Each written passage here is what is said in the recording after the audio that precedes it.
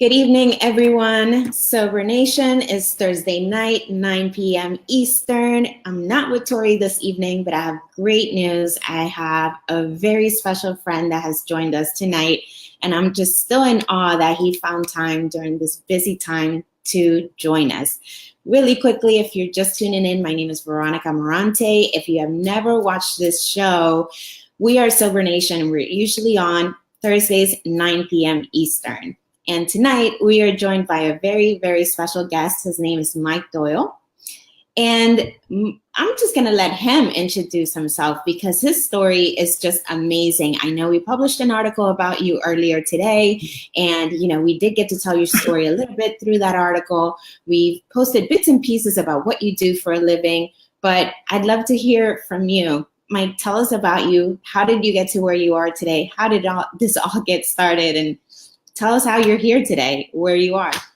Sure. Thanks so much, Veronica. Thank you very much for having me on and Sober Nation, and to everybody that's going to be watching tonight. Thank you so much. I really greatly appreciate it. Any support we can get from the recovery community is so meaningful, and I am so grateful for any support that I can get. And tonight is a great evening to be here. And we'll start where, what happened and what it was like, what happened, and what it's like now a bit, and we'll go from there. Take some more questions, I guess. I had, I grew up like many people in recovery, in an alcoholic family, and I think early on I realized that I probably was an alcoholic, and then I had some run-ins with the law, and and struggled for most of my life, trying to do things myself and trying to control my drinking, my drug use, and just hope that I would grow out of it. And the things that we hope and pray will happen, and they never do.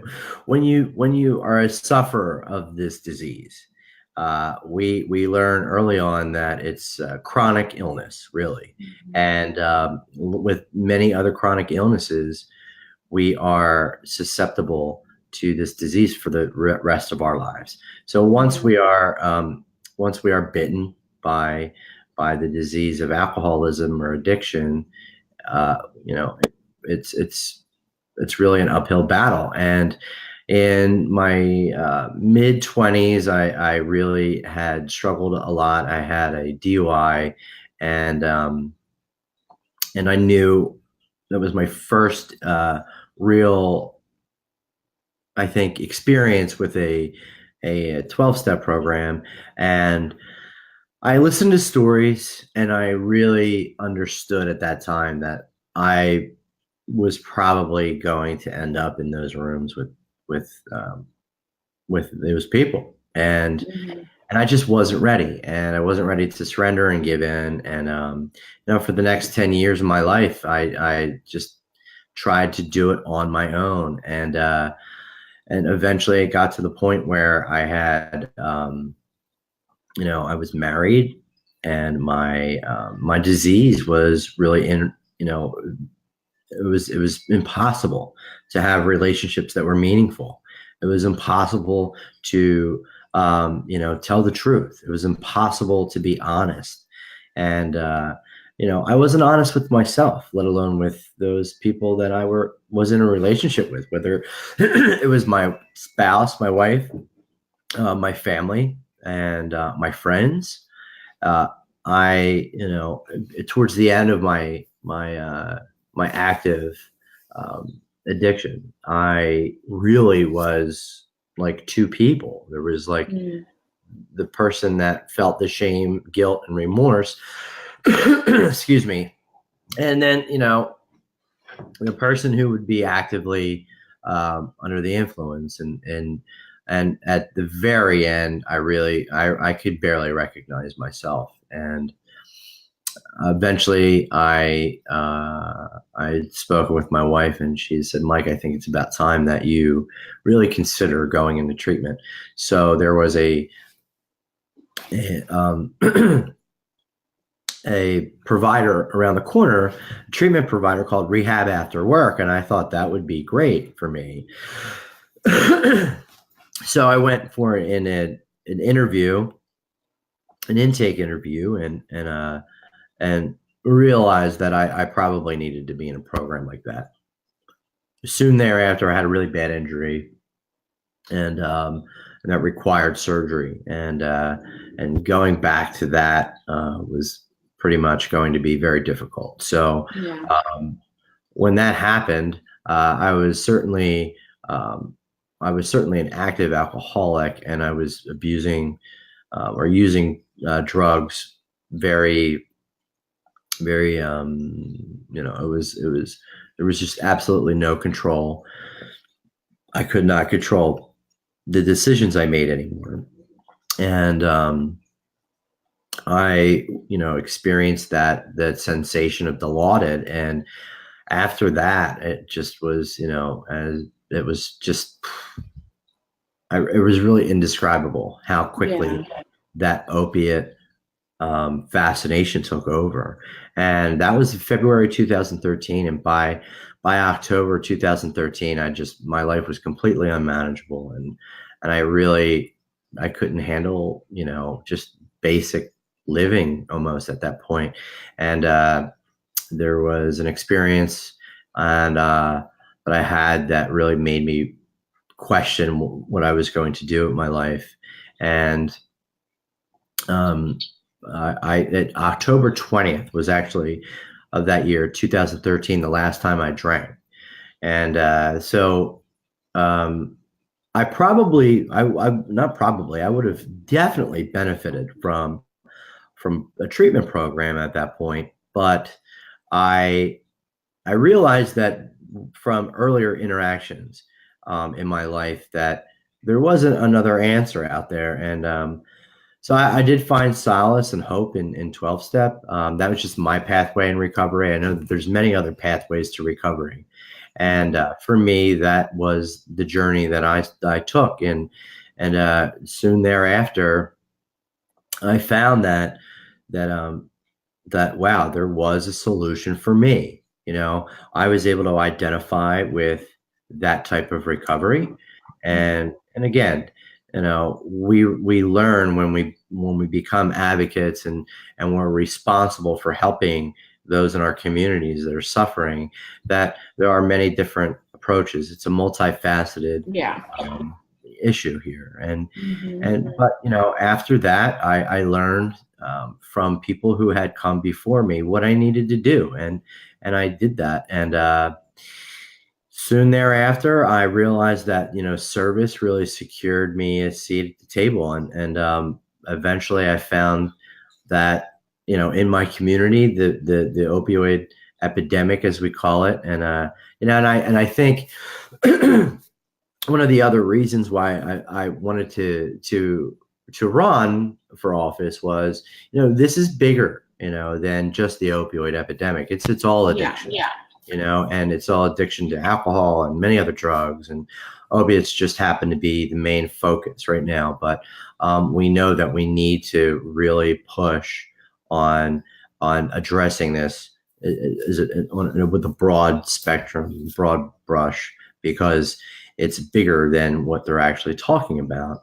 But yeah, I realized that somebody had to step up. I recently said that my opponent may be doing a good job, but there was 130.8% increase in overdose deaths last year. Those people in that district will never, they don't have a voice anymore. So it's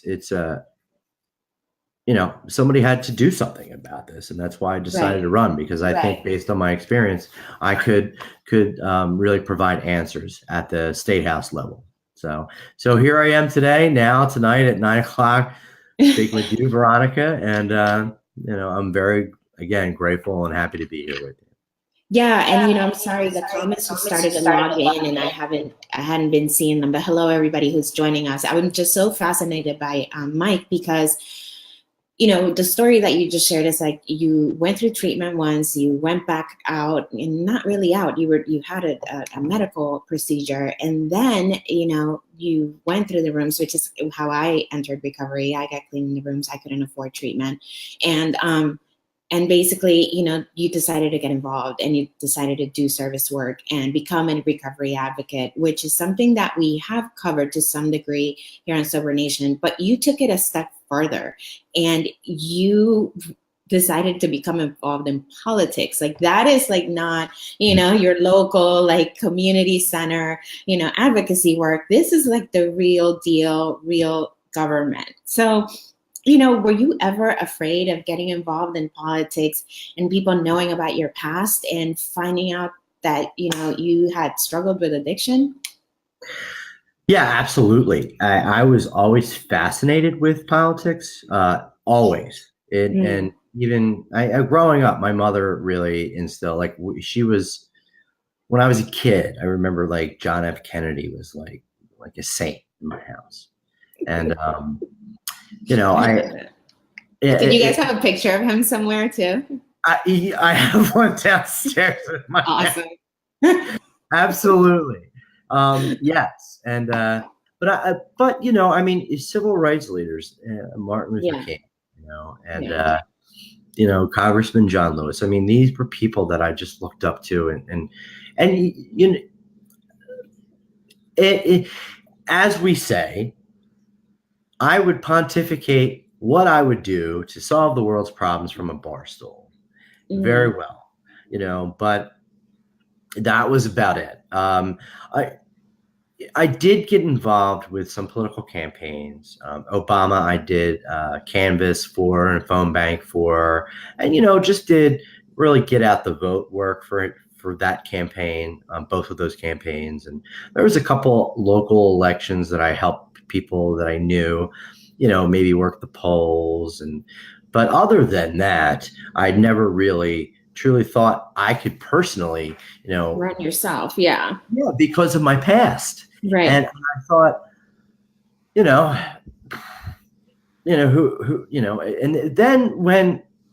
then 2016 happened and that changed everything. Yeah, everything. I know what you mean. Everything was changed. And in the way I looked at it was, you know what, I don't regret my past. We all learn from what we do. And, the great thing about recovery in general for any program that you're in, whether you're in smart recovery, 12-step, just, intensive psychotherapy, we realize that it is, if we work on ourselves, we can constantly learn and expand and grow. And these are things that we should not be ashamed of. And I looked at what happened in 2016 and I said, well, I'm not ashamed of that, and I learned that, through in my experience that I understood that I had steps to take in my life to cure those past wrongs. And as long as I followed those steps and with an open and honest heart, made amends to people and really truly addressed the harms that I've made, I knew I could move forward with my life. And I looked at a lot of politicians that were, I guess, successful, and they were just like, there was no authenticity there. I didn't feel like really there was a lot of honesty. And, I try to be honest in everything I do. I mean, that's the one thing, the blessing that we have is that we know if we're honest, we can get away with pretty much everything we want because we're being honest. Yeah. So I said, you know what?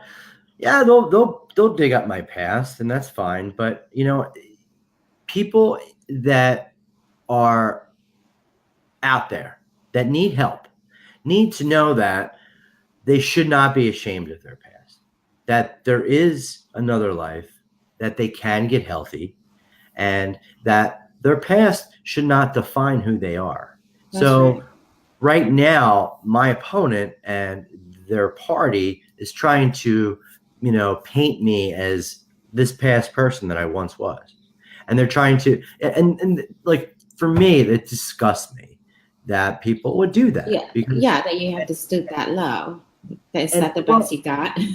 Like, yeah, and it makes other people that might be thinking about, like, maybe being open or vocal or just getting into recovery, going like, well, I don't want anybody knowing I about didn't think that. about that. The fact that you, by trying to silence you, they're silencing us, or trying to silence the community of people just like you, which is Sober Nation. And I Yeah. want to jump in really quick and say, Jenna Saylor here says, currently struggling with overwhelming shame and fear of re-entering the workforce with a misdemeanor. Needed this at this time. Thank you both. Jenna, Awesome. he's Mike is the perfect example. He is running for office, and his opponent is like digging everything up. And one of the questions down the line, I have like a list of questions because I want to be very prepared and very professional. Usually I freestyle a little bit with Tori, but one of the questions is how he even copes with that on a daily basis, because I know it's one thing to face it once, twice, but I mean, I'm pretty sure that as you get closer to election time, things get a little bit more intense, and maybe the attacks become more frequent. But and also, Alex, I see your question. Alex Levy is asking what you're going to do since you are in recovery, what you're going to do to help. And that's also another question coming up, Alex. So I do have that in the list as well down the line. I want to get a few answers from Mike first before we start talking about what kind of legislation, what kind of things his office and his district is going to be working on to raise awareness and to support us. Because right now he's like our champion in government. And we have a couple, and we have a few. We have other people who are in government who are in recovery, but these are the people that are speaking for us. And in turn, we are the people that get to speak for the ones who are behind us, who have no voice. And that's why, showing up to this broadcast for me is always an act of service. And picking the topics is an act of service. And having different, because there are people that don't have a voice. There are people who don't have access to this information. There are people who need to hear things certain nights. So Jen, I love the fact that this is something you're going through right now. And Mike, that's really one of the things that I was, when Brooke and I talked, I was like, oh my God, how does he do it? Because she told me, some of your stories, some of the things that you've gone through, and we're going to get into it in a little while. But like, how do you deal with this? Like, how do you deal and cope and show up with the shame and stigma that's being like blasted? I mean, you're talking about, can you guys like stop and think about a mail campaign, like everyone in your district receiving a piece of mail with like your mugshot, or telling people that you're in recovery, or not even, that's saying it nicely. I'm sure they said worse things, but I can't imagine that level of pressure and shame. How are you coping with this? Like, how? Well, it's a good question. It's my wife really does not like to get involved with, especially the public face of any of this, and she said to me, if we would have received these mailers in January, I would crawl up into a ball and have died. I don't know how we would have been able to deal with it. But literally running a political campaign is like going to college and then graduate school and then getting a doctorate, all like really super fast. So like, week one, you're like a freshman, and then like a month later, you're in a doctorate program. I mean, you're constantly learning, and you learn, and it's just great. I mean, that's how we learn from our mistakes. But Yeah. But getting this, and it's one of those things where I think, like the one mailer said, a DUI isn't the only thing in his past, and like it was just, I think what it is, and I've talked to Brooke, who should probably watch this and be like, Mike, I told you not to say this, but like in not that she didn't tell me what to say and what not to say, but Brooke has been great. She's been a policy advisor. She's awesome advocate in She's this. an awesome advocate. That's how I know Brooke. For those of you watching, and we keep talking about it, Brooke is how we got connected. And Brooke is an amazing recovery advocate. She's one of those people that's out there in the front line. And, people that we definitely need to take our hats off to, because they've been doing a lot of the frontline work and getting people access to a lot of stuff that we take for granted. Yes, and when I ran, I really wanted to make sure that I wasn't doing a disservice to the recovery community. So I went to all the things I thought were most important in the city, and I heard Brooke Feldman one time, and I said, "Wow!" And then we got a relationship over time, and then finally I said, "Brooke, would you be interested?" We had this great conversation. Would you be interested in being a policy advisor for my campaign? And she said yes. And so, I mean, I'm so very fortunate for that.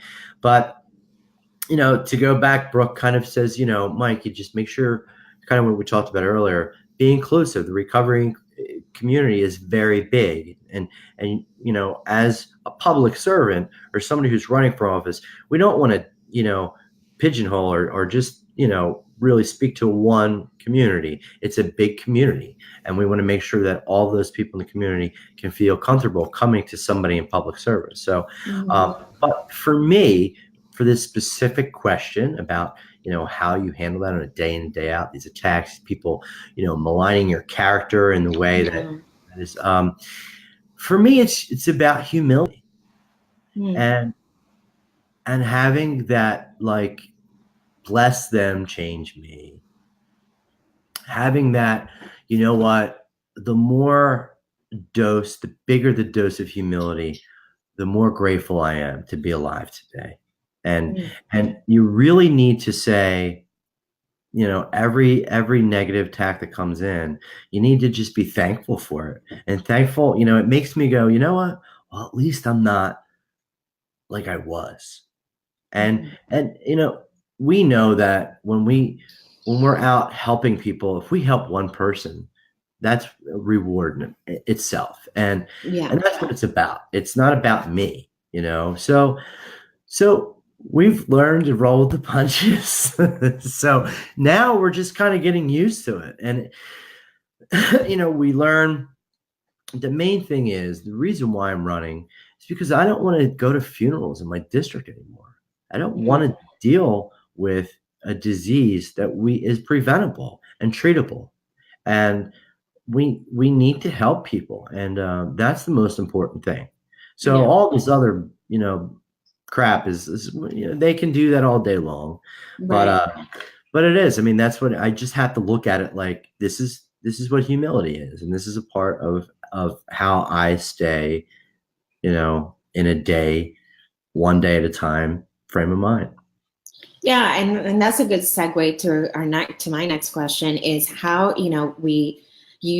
you're a program guy, sounds like, and so you're asked to live your life with spiritual principles, and that's obvious just in speaking with you. You got into a field that's not very spiritual. It's probably the least spiritual field that we know to man. It's politics. How do you stay focused in your program when you are in a career or in an environment that is not conducive to your program or to your recovery? It has been really troubling sometimes for me to understand and realize that there is, and this is just in general, that, true spirituality that some of us understand doesn't really exist at all. And it's true. It's very frightening. It's scary. And it's sad. It like saddens me, not like sad as we say, oh, it's so sad, but no, it makes me like depressed and sad that people don't get it. Like, I thought, like, I'd bring in this whole thing and be able to impress upon people that, that is what affects positive, real change, is that spirituality. And it's a personal thing that helps me. Like, it helps me with that last question. It helps me with, me being on firm spiritual ground at all times. It helps me. I know that at the end of the day, that if I remain in a spiritual place, essentially, that I'll be fine. God will guide me.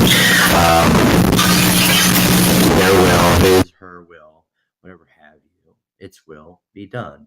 And that's the way I try to live my life.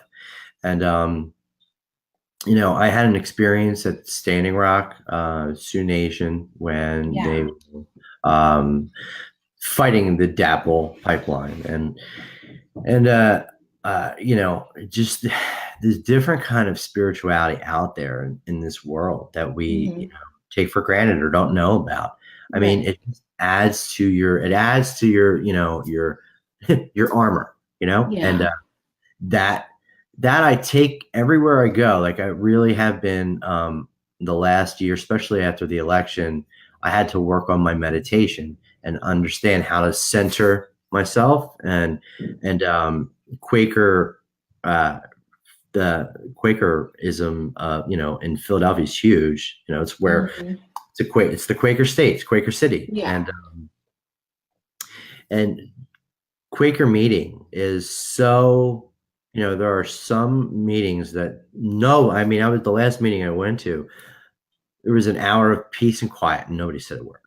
And so for me, meditation is very difficult because I do have, I have ADHD, and it's hard for me. But when you're going to a service like that, you really can connect and concentrate, and I think it's just about the spiritual journey. And if it rubs off on people, that's great. But I just kind of stay in my lane on that and try to like bring that to when I get into office, I'm going to bring that to my legislating. Like that's what I would bring to my bill. And when I write a bill or work with a group on addressing an issue, like how is this going to affect, am I coming from the right place here? For me, like immigration, like how do we address immigration? I look to, Christianity, and I was born in that or raised in that tradition. And, we learn to welcome the stranger. And I think that's important, where we get our moral guidance from. And we don't really see it a lot in politics. It's very sad. Not anymore. No, not anymore. And that's actually, again, another great segue to my next question, because you just mentioned, being at a protest, or, I recall, the pipeline situation, that being one of the protests that you were in, and you actually, you continued, you basically, the question is, you continue to advocate for mental health and access to treatment to the extreme of risking being arrested at protests. I mean, you are guys, like for those of you watching, I want you to know Mike is one of those guys who really stands for what he believes in. I mean, like, so he's been in situations, he's been at protests, he's been not like being the guy that like, I work for government and I'm on the microphone talking to you. No, he's been sitting there standing in the protest side with us people protesting. And you've actually even been detained on some occasions, and because you were advocating, because you were fighting for the little guy, because you were trying to, again, be the voice for those that don't have a voice, and trying to stand on the right side of history, kind of thing. Yeah. It blows me away that you're willing to risk everything you've gotten this far, right? Like I'm sure you have a great life. You have, you're in recovery, you have this amazing life, yet you're sitting here putting yourself in a situation where you could get arrested, and now you're running for office that could be used against you. Why do you not care? And why are you willing to like risk it all, for a cause? Because I think there are causes that we should stand up for regardless. And, we look back in history, and not that long ago in the South, just because you were Black, people were killed because of the color of their skin not that long ago. So for me to risk arrest and be detained and be arrested and have to, post bond and forfeit for an afternoon is privilege, and I think people need to realize that we need to fight as hard as we can to make sure that people who don't have a voice, or those who are disenfranchised, people in Yes. recovery being, those people that we're talking about, Mhm. that we have to step up and tell government, like, no. I mean, look what happened with ACT UP. I mean, in the AIDS crisis of the 80s and 90s. I mean, Yeah. they affected real, legitimate, positive change because they refused to settle. They just kept going and going and going until they said, all right. And, I have a lot of detractors, and I guess you can call them haters. They're saying, why should we trust you? You've been arrested, and this and that and the other thing. I'm like, they just don't get it. Yeah. Um, you know, People were on the verge of losing medical insurance that had pre-existing conditions. And as much as, and I'm not the biggest fan of Obamacare, but what it did do was provide all Americans with health insurance. And it did protect those with pre-existing conditions. We all in recovery, everyone watching, whatever type of recovery you're in, have a pre-existing condition. We Yeah. all have a disability as well, and people don't Mhm. understand that. People do not understand the Parity Act either. I mean, we need to educate a lot. And when they were going to repeal the ACA, I said, I'm going down. I'm fighting this, and I want to get arrested. And because this is how important this is to me. We fought so many weeks in and out, putting people on the line, getting arrested, doing actions, that bill to repeal the ACA was defeated. So, Mhm. this is why I do these things, and why I ally and align with groups that do that, because when we do work together and we do real nonviolent civil disobedience, it's effective. It Yeah. works. And this, and then, and some of these issues, and again, access to treatment, access to, whatever. This is bipartisan. This doesn't have to do with a party. This is about being a human and having access to services that all humans should have access to. Correct? Absolutely. Yeah. Yeah. And man, and we already talked about the stigma, and I know I read also in the article, and I think Tori's hanging out in the comments tonight. For those of you joining, if you're just tuning in, we're talking to Mike Doyle. Mike Doyle's running for state representative in the state of Pennsylvania. Not only is he a politician, but he's in recovery, and he's just an amazing individual. And if you just catch these last 5 minutes that we've been talking, you can see why. I'm personally in awe of him because he has to deal with shame and stigma every day. He's there's an elections coming up, and he's with us. It's 2 weeks away, and he's with us. And are you celebrating an anniversary in like a couple of days? Did I hear like 10/20 is your date, or Well, was it August 20th? actually, my sobriety date is 11/12/13, but 11, 12. Okay, but gotcha. I mean, like every most people in recovery, we have, we You have your couple of dates of when one substance might have a date, and then the yeah. other. I mean, the last time I had an alcoholic beverage was on October 20th, 2013. My true sobriety date was 11/12 because, I still really had not understood, you know, I was still very selfish. I still am very selfish. I mean, we all are to some Yeah, we extent. all are. But I think I was selfish with my disease. And Mm. that was the difference where, I can't be selfish with my disease. I must be a fierce advocate for myself against, that. I mean, at least in my Yeah. experience.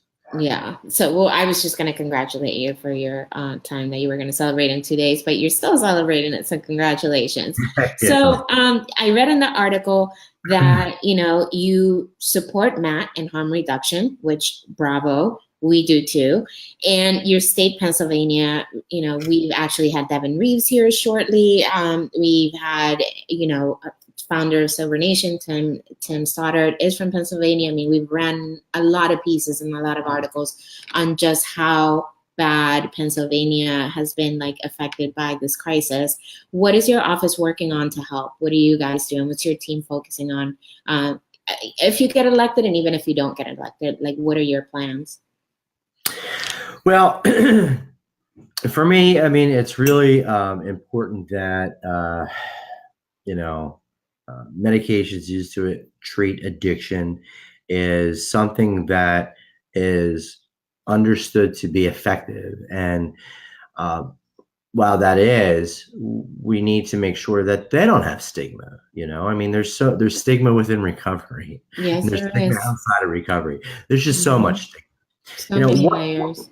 What I'm running on is really to say that and we haven't really talked about it too much yet, but addiction, alcoholism, recovery, you know, substance use disorder is a mental health disorder. It is. I mean, for me, it completely is. And I really am a firm believer that in my, part of my journey and story is that I was able to find the importance of therapy and psychiatry early on, and like real early on, and I still go monthly to my therapist because it's so important.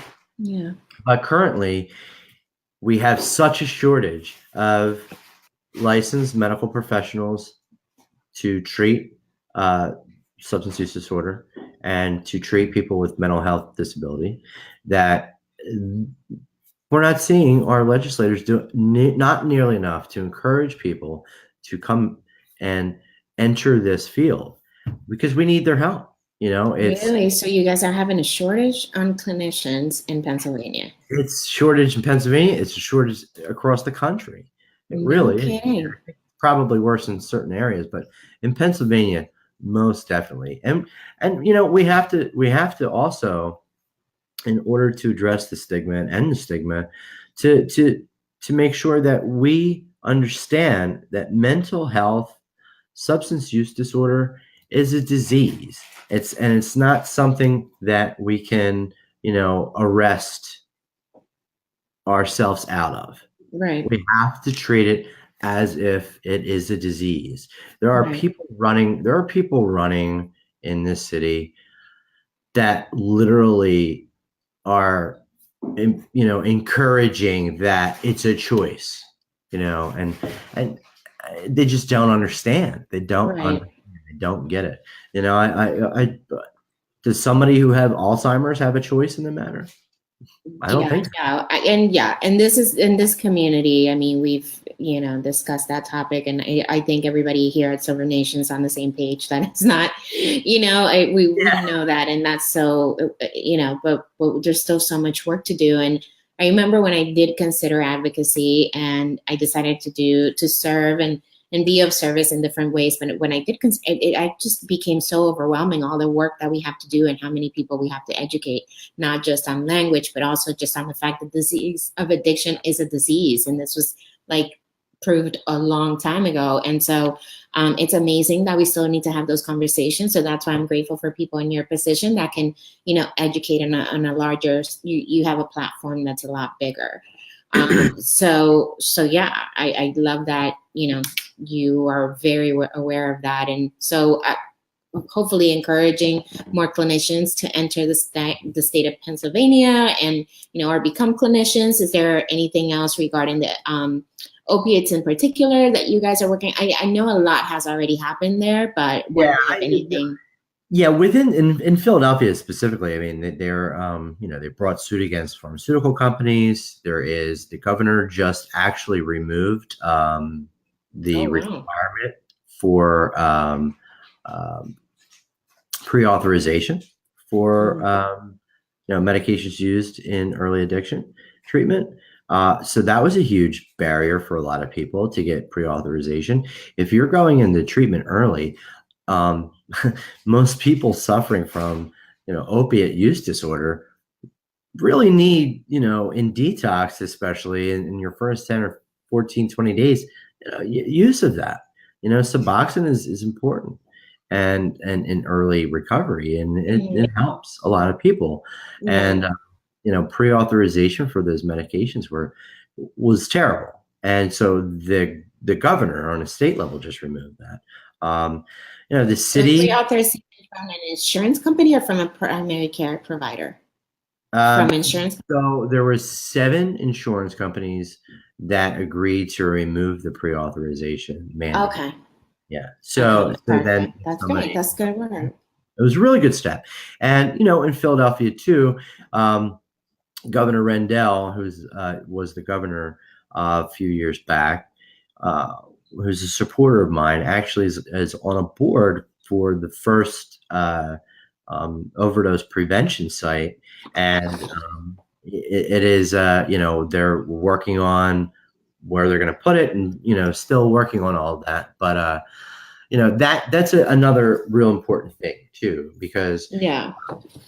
we had talked earlier about how we address and talk about advocacy and harm reduction, and safe injection sites we are all cool with, but we learned that's not an effective way to discuss what's truly the point, and that's saving people's lives. It's reducing harm, and then we changed up to comprehensive user engagement site, which made sense, but I think a lot of people went over their heads. So, but as we say, overdose prevention site, it's great. And for somebody like me who's running for office, I can say to somebody who is, where that stigma surrounds that safe injection site, verbiage, I can say, I'm actually not for safe injection sites. I'm for overdose prevention sites. And it's a good way to argue that. Yeah. Like, it's who a can great be against that? It's great. And we can still control the narrative. Yeah. And it makes them think of it in a different way. And so that's important. I mean, but we need to really step up funding again for just mental health, access to mental health treatment as well. Yeah. Substance use disorder is a mental health issue, not a crime. We must ensure that people have long-term access to mental health treatment. I think right now we're so short-sighted in how we treat this issue that a lot of people in long-term recovery, I have an uncle who is in recovery for long-term, but I mean, he's not like, going to 5 meetings a day or anything. I don't think he even goes to meetings anymore, but because not everybody needs to do that. And, but what I think is so important is that we have to make sure that people that get into recovery have lifetime, long-term access to mental health services. And currently that's not the way our system's set up. So that would be priority number 1 for me. Awesome. Yeah, Brandy Price. Brandy actually is the COO of St. Christopher's Treatment Center located in Louisiana. She just asked the question, what about pressuring insurance companies to cover treatment equally to other medical issues? So I think that speaks to that. And,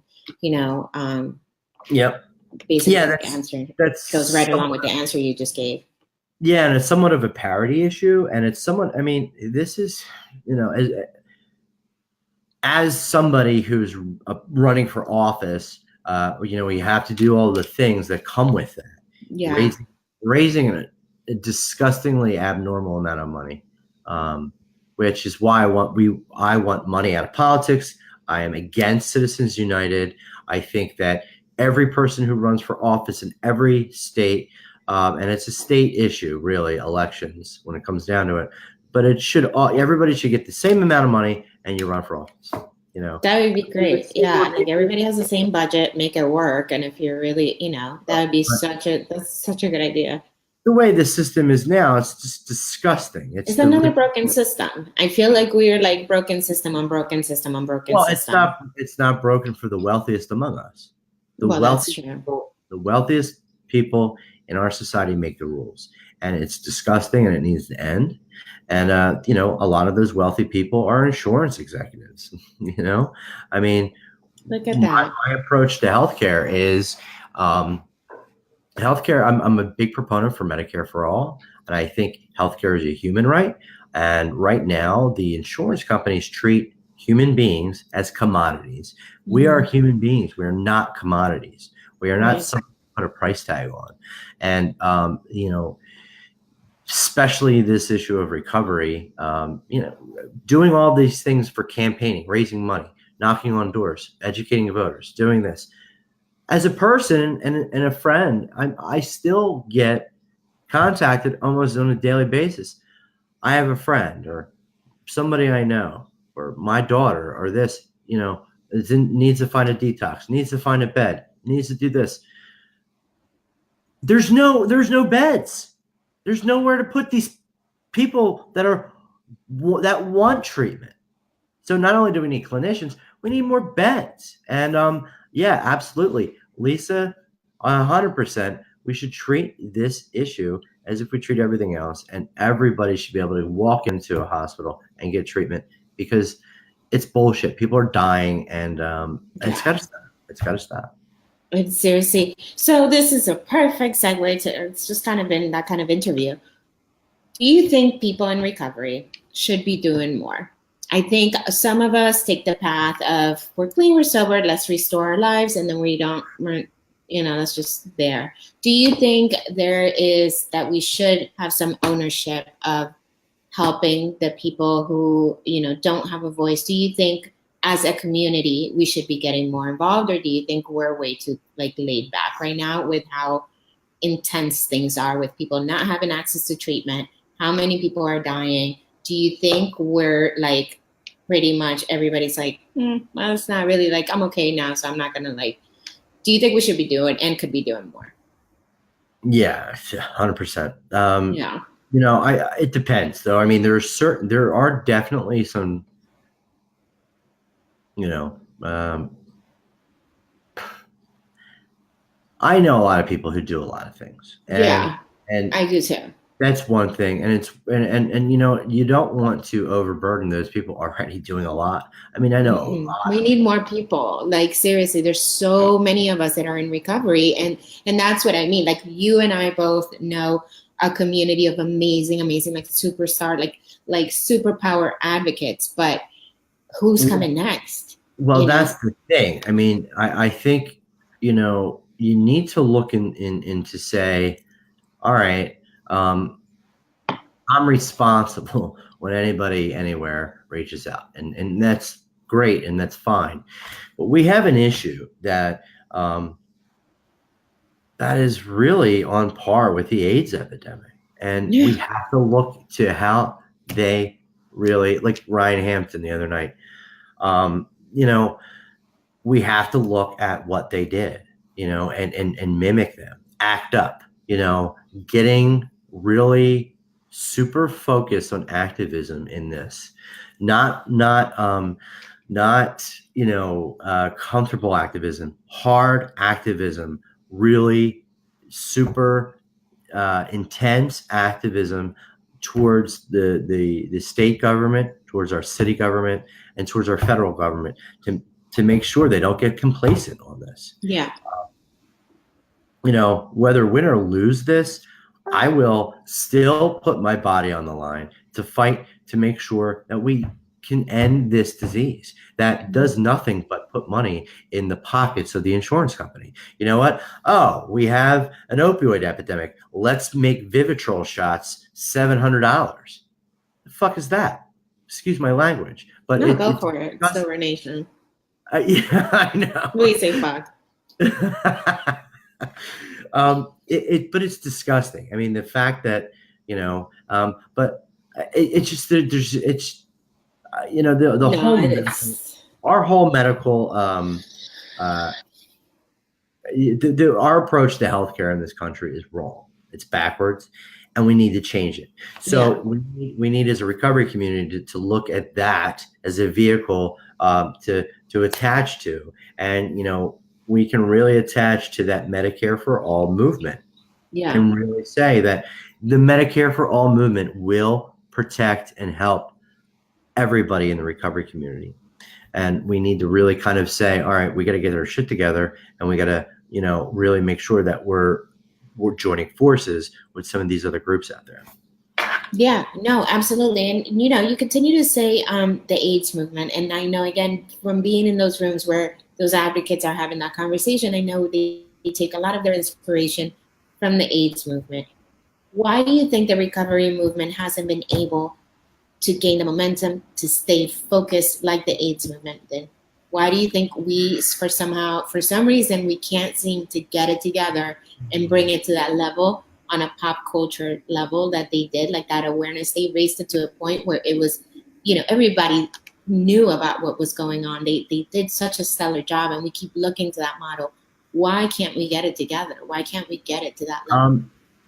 Well, it took a while. I mean, it really did. I mean, and you Okay. have to see that, we still have those perceptions and attitudes towards people and active use of substance disorder, actively using substances right now in our city.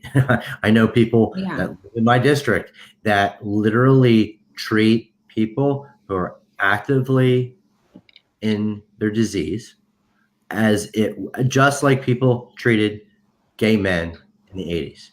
And it disgusts me that people can be so heartless. So cruel. And it goes back to the spirituality aspect. Like, it's not hard to be a human being, Right. and we really have lost what it means to be a human being. I mean, Right. we learn not just in our program, but, through other sources. I mean, you go to any real religion, and it's going to teach you just how to be a compassionate human being and helpful towards other people. And you look back at that activism in the 80s and 90s, and they were like, you know what? Fuck this. No, we're not. No. And they just kept at it, and that's the thing. I mean, I have participated in CD with some of those activists. Mm. I've gotten to meet some of them, and I Yeah. respect them so well. Right. So I regard them so highly, and Yeah. Yeah. because they didn't give up and they addressed it, and now people. I mean, I am surrounded by men and women with AIDS on any given action, and I never even think about it. Ever. I know what you Ever. mean. Like And you ever. know what? I'm running for office, and people say you're a junkie. You could relapse. You can do this, or I mean, it's disgusting. I mean, but It's guess so what? gross. And that's to go back to the questions that you had asked earlier. About the stigma. Yeah. People have fought harder fights. I mean, from the civil rights movement to the AIDS movement. I mean, I'm blessed to be here. I'm blessed to have a seat at the table. I'm grateful. And you know what? To be in service means that I can secure my sobriety. And Mm. if it means that I have to take some setbacks, and, I mean, before I really, when I first got sober, when I first got in recovery, hardcore, I'm in real estate, and I chased that dollar bill, and Mm-hmm.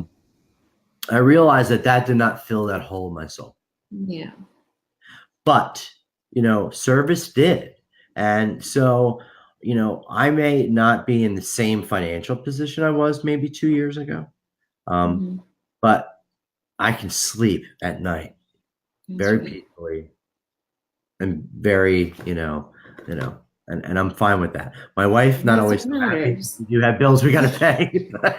Yeah, that's a different story. That's another topic. We can talk about finances and recovery. You can have me back. Right, relationship, marriage, and recovery. That's a good topic, actually. We need to get into right now. So we should or should not call you for that interview.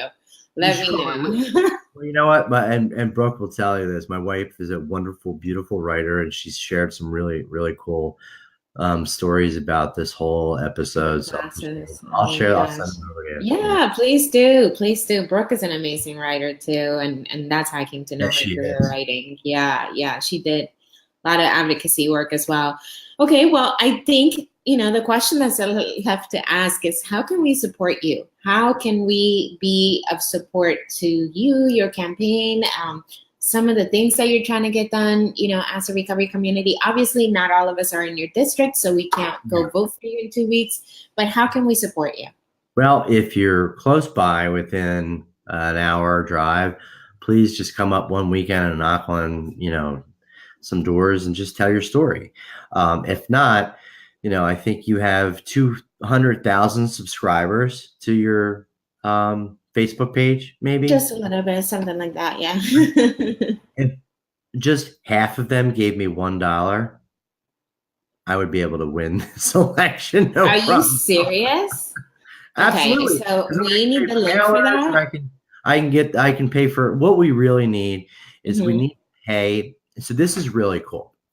We need to pay for canvassers. You could do mailers and TV ads, and I'm not really interested in TV ads. What we need, how you win elections is knocking on doors and talking to voters directly, especially That's with right. canvassing. So what we need to do is pay those canvassers.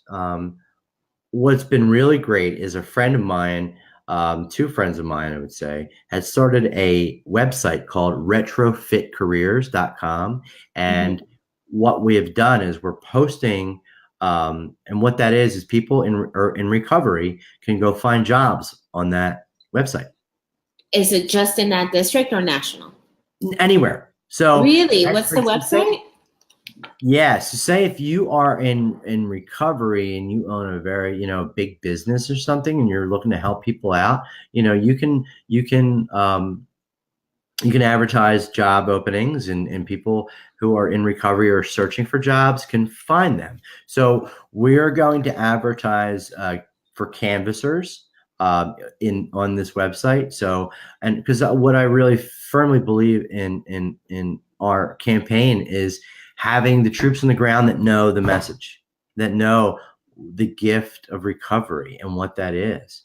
And to knock on a door and talk to a person and say, "Think I'm knocking on your door today because I think that this candidate will truly be able to represent me and represent your family at the State House to make effective and real quality change for the people who are struggling most, the most disadvantaged of us."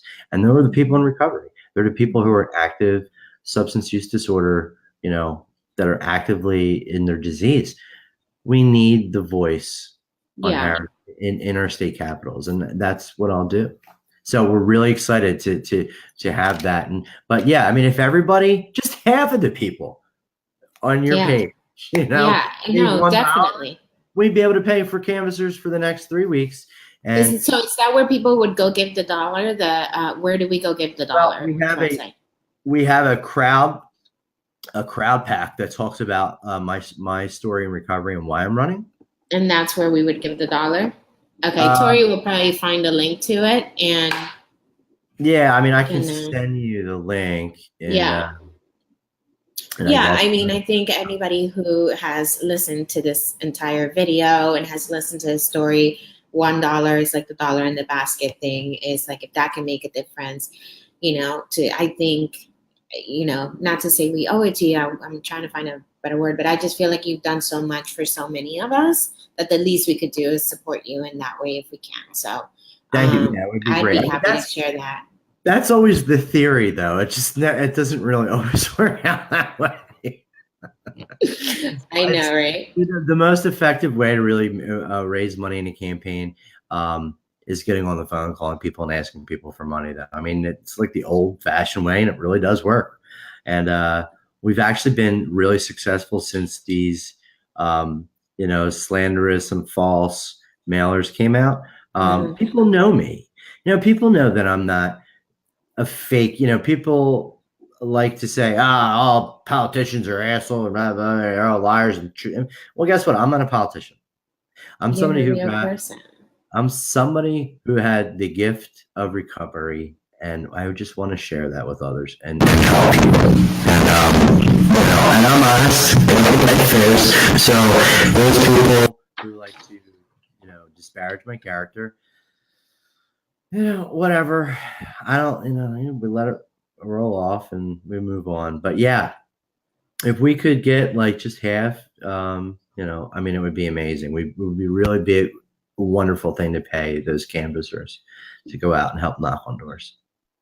Yeah, that'd be great. Well, we're going to go ahead and drop the link on there. And, again, anything you need, you know how to get in touch with us. We're here to support you. We thank you so, so much for all the work that you're doing, for being willing to get arrested on our behalf, and for the things that we need. I am always down. I always have anybody who's down to get arrested for my best interest. I'll always have your back. So I appreciate you for that. And I'm sure a lot of people watching appreciate you for that as well. Again, thank you for taking time to do this. It's 2 weeks away. I'm hoping that by sharing these links, we can help out and contribute whatever we can. Can I share the link on here or no? Yeah. No, send me whatever you want us to share, and we'll go ahead and share it for you. Like I'll put it. What's the best way to share? On the actual broadcast here? Yeah, I mean, can I go into that? I don't know. I don't know. Does it say right on screen updates on yours? On your side? Because on my side, it does. Oh, so I think I see where you are.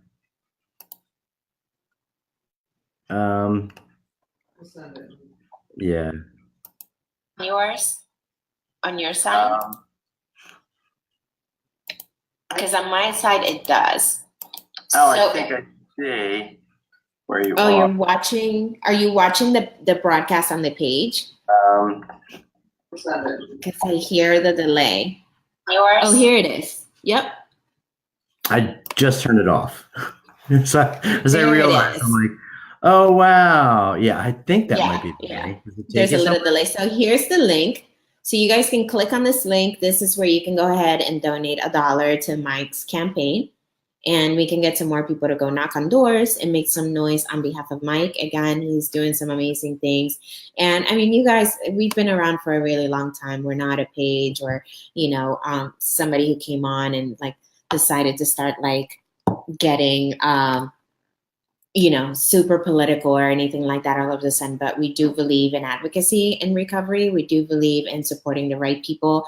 And if you guys didn't know, Tim Stoddard, who is the founder of Sober Nation, is from the state of Pennsylvania. And we were approached and asked, if Mike could be a guest. And of course, Mike could be a guest, especially when we learned how awesome he is and all the things he's done. Definitely has my vote. Unfortunately, I'm not in his district, but guess what? I got to vote him into the show, so that's good. And I hope that anybody watching this, that if you are in the district, that you go out and vote and really support Mike. And from being in recovery and some of the things that he's planning and he's working on, you just need to vote for him. But again, it's not a bipartisan issue. It's not about it's a human issue. It's a human issue, and whether or not we have access to treatment, access to medical care, access to, medications that we need, access to counseling. I mean, the list goes on and on. Not to mention when Devin Reeves was on a couple of weeks ago, we talked about injections and Hep C and just all the other, side effects of addiction that we don't think about, and all the other diseases that are produced, by having a substance use disorder. So we're talking about medical conditions that we haven't even addressed, in this platform, that just goes on and on and on. And because we have the pre-existing condition of addiction, somebody could say, no, we're not going to treat your hep, whatever you have today, or no, we're not going to treat your cirrhosis because, you have a pre-existing. Like, those are real things that can happen, and that's not okay. And we can't allow that. Like, it's just not okay. It is. I mean, there's a lot of other health issues that surround this, and but there's also some issues in regards to criminal justice reform that, especially in Pennsylvania, we're the leader of drug-induced homicide charges, and we need to address that and make sure that we change that. We especially know that when you're using opiates, heroin, and you are injecting it, and you're generally doing that with friends and people that are using in the community, and what we're doing is charging those people that are friends with the deceased who are an overdose within a homicide charge. And that's not right. We need to make sure that we address that issue as well. And I'm going to make something very clear that I just saw in the comments. This is not an AA meeting. None of us are an AA representative. This has nothing to do with Alcoholics and Narcotics Anonymous. This is not a 12-step fellowship. This is Sober Nation, a Facebook page. We're an online community. And none of us are affiliated with AA or NA. So the traditions of AA and NA do not apply in this environment. And definitely not in the conversation that we're having. We did discuss principles, because these are some principles that we live by and we do discuss the program, but we do not represent NA or AA. So when we talk about the $1 in the basket, it was only like a reference to things that we have in common and we've all experienced. It is not affiliated with AA. His campaign is not affiliated with AA or NA. The dollar that we are talking about right now is going to his campaign from your pocket. It has nothing to do with any 12-step fellowship. So just there is no way to just do it. I think the lowest denomination for a donation or contribution is $3. So there we go. Yeah, so just to make it clear, because I know that can get a little confusing for people, and you know the traditions sometimes it gets taken out, and it's for the meetings, for those various in that specific setting. When you go outside of there, we play by other people's rules depending on what that setting is. And so in this case, no, we're not affiliated with that. But anyway, I don't want to keep you any longer because it's already 10 o'clock, and I'm pretty sure you have to wake up early and campaign again tomorrow. So again, thank you so much for everything that you do for us. Thank you for what you're doing. I wish you the best of luck. I want you to win. And you have friends here. If there's anything that you need, if you want to come back on and say, you know what, this is when I learned from like, you know, running and losing, and you want to have that conversation too, you're more than welcome to come back and have that conversation. You're a friend of ours. So whenever you want to come back and vent, we're here. Awesome. Thanks so much, Vanessa. Thanks everybody for watching, and thank you so much, Sober Nation. Have a great night. And vote. Have a good night, you guys. November what? November 6th. Make sure you go vote. Go vote, you guys. See you next week. Oh, and next week, we're either going to talk about, we're going to have part 2 of the relapse topic that we were supposed to cover last week, but we had the tech issues. Or we may have another special guest for you. We're not sure yet, but we will keep you posted. Stay tuned. See you guys. Good night. Bye.